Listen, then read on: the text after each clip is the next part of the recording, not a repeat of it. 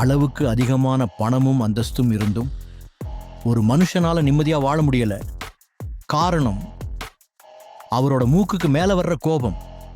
ஆமாங்க, அவர் ஒரு பெரிய பிசினஸ்மேன். ஆனா கோபம் வந்துட்டா என்ன பண்றோம் ஏது பண்றோம்னே தெரியாம கத்திடுவாரு. சுத்தி இருக்கிறவங்களை காயப்படுத்திடுவாரு. அப்புறமா கோபம் மாறின உடனே நினைச்சு நினைச்சு சங்கடப்படுவாரு.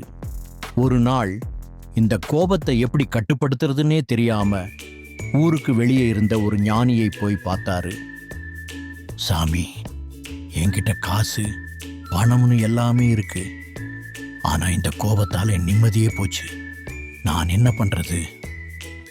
அந்த ஞானி எதுவும் பேசாம சிரிச்சுக்கிட்டே உள்ள போய் ஒரு கண்ணாடி டம்ளர்ல நல்லா கொதிக்க கொதிக்க சுடு தண்ணீரை கொண்டு வந்து டேபிள்ல வச்சாரு.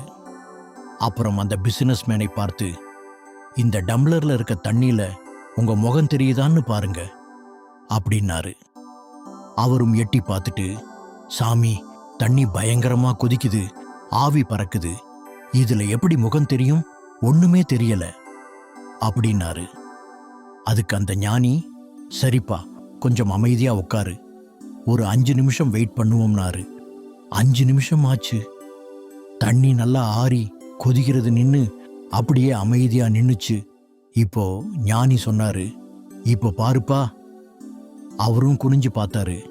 இப்போ அவரோட முகம் அந்த தண்ணியில அவ்வளவு தெளிவா அச்சு அசல் அப்படியே தெரிஞ்சுது. ஞானி மெதுவா சொன்னாரு, இதேதான் உன் மனசும். கோபம் அப்படிங்கிற சூடு ஏறும்போதெல்லாம் உன் மனசு இந்த தண்ணி மாதிரி கொதிக்கும்.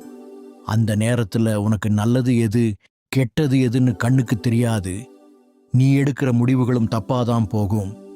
ஆனா அந்த நேரத்துல ஒரு 5 நிமிஷம் அமைதியா இருந்து மனசை ஆற விட்டா உனக்கே எல்லாமே தெளிவா புரியும். பிசினஸ்மேனுக்கு விஷயம் டக்குன்னு புரிஞ்சிருச்சு.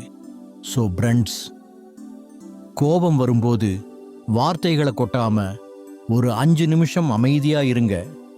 மனசு ஆறினா எல்லாமே தெளிவா தெரியும்.